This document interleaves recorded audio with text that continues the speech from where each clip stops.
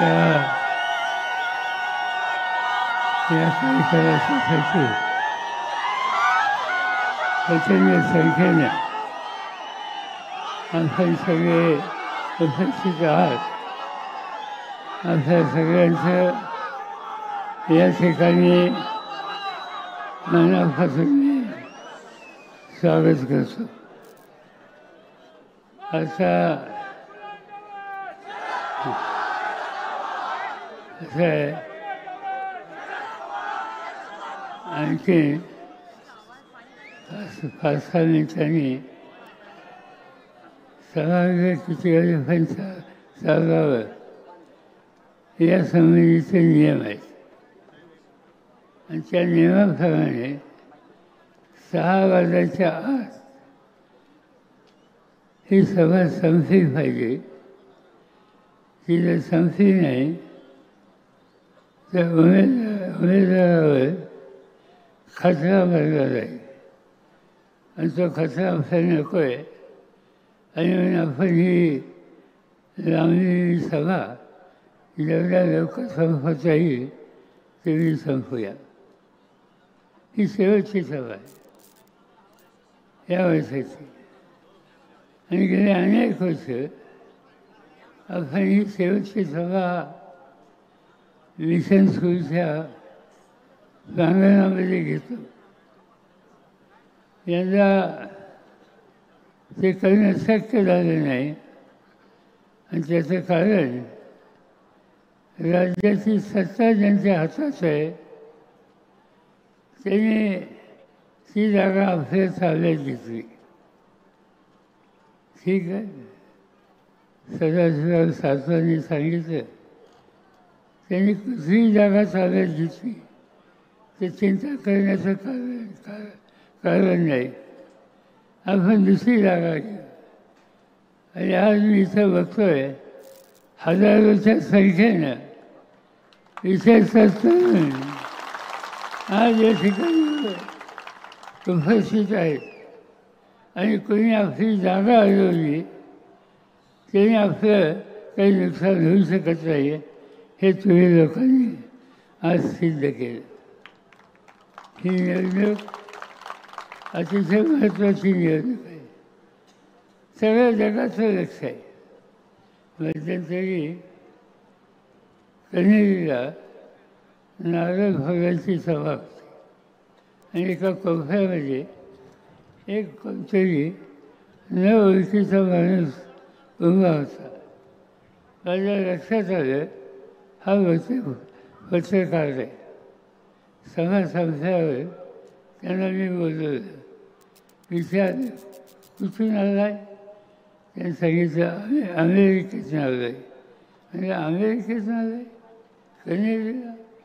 हो म्हणजे आलं आहे.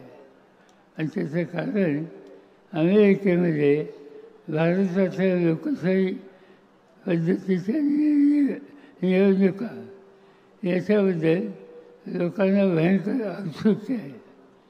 आणि म्हणून न्यूयॉर्क टाइम्स नावाचं एक प्रसिद्ध वर्तमानपत्र आहे त्यांनी आम्हाला इथं पाठवलं. चांगली गोष्ट आहे.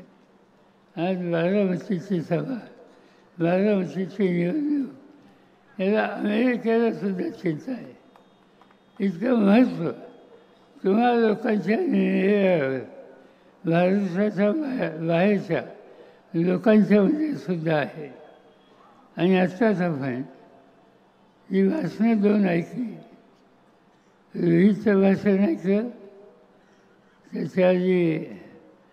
त्याच्यानंतर सुफियाचं भाषण ऐकलं आणि तिसरं भाषण आपण शिरूर मतदारसंघातल्या उमेदवाराचं ऐकलं.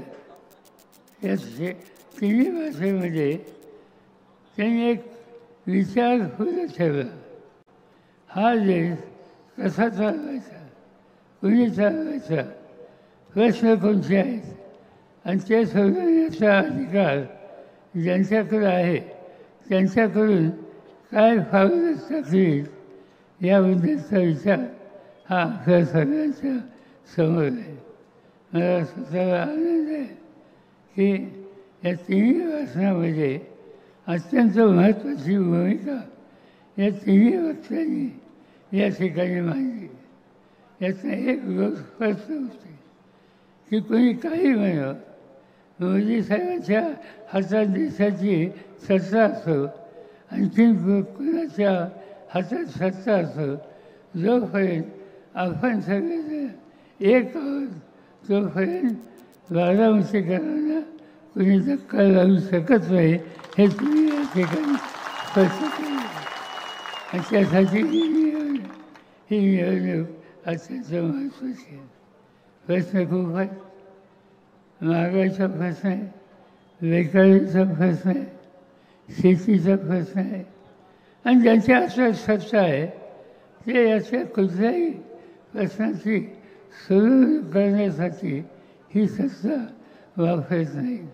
आणि म्हणून आपल्याला निकाल लागायचा आहे की या निवडणुकीमध्ये असे निकाल आपण घेऊ की जेणेकरून या राज्यात या राज्यामध्ये राष्ट्रवादी काँग्रेस पक्ष आणि त्यांचे मित्र पक्ष त्यांच्या सगळ्याच्या सगळ्या जागा निवडून येतील आणि देशाला एक नवीन दिशा ही देण्याचं काम आपल्या सगळ्यांच्याकडून केलं जाईल.